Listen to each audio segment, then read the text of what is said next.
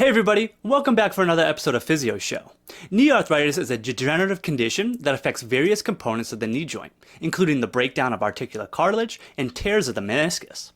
Articular cartilage serves as a friction reducer between the ends of bones within the joint, while the meniscus plays a dual role as a stabilizer and shock absorber. Now, it is quite common for arthritis and meniscal tears to coexist, as they are often associated with normal wear and tear brought on with aging. Arthroscopic knee surgery, or otherwise known to most people as clean-out procedures, has long been a go-to solution for managing knee arthritis and meniscal tears. This is where the surgeon goes in and removes and smooths out injured tissue, and sometimes removes part of the torn meniscus if it is catching or impacting knee movement. But despite the hundreds of thousands of knees being cleaned out each year, research is showing that outcomes are not as spotless as you would think. There is strong evidence that suggests that this surgery offers little to no benefit for people with degenerative knee pain. This is even compared to sham surgery, where the surgeon just creates an incision and pretends to perform the procedure, and then closes the incision back up. And yes, there are people out there who signed up to potentially receive fake surgery. When put to the test through well-controlled studies, at no point did those that received surgery score any better in pain or functional measures compared to those that did not receive surgery.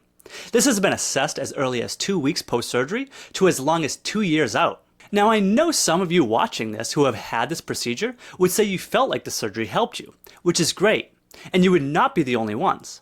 Many people report symptomatic relief after undergoing arthroscopic knee surgery for degenerative knee pain. This was originally thought to be due to cleansing the knee of painful debris and inflammatory enzymes. But if that were the case, you would see improvements in those who received the procedure.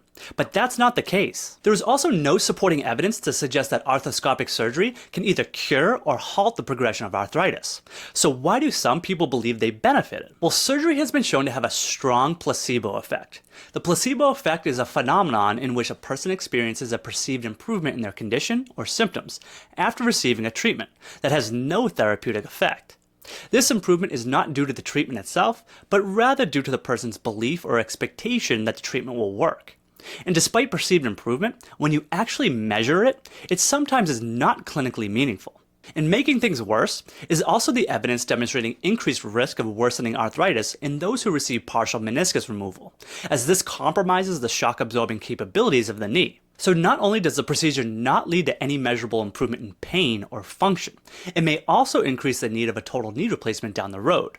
And it's worth noting that these surgeries can come with a price tag of up to $10,000 each, coupled with the inherent risks associated with any surgery. But this does raise an important question.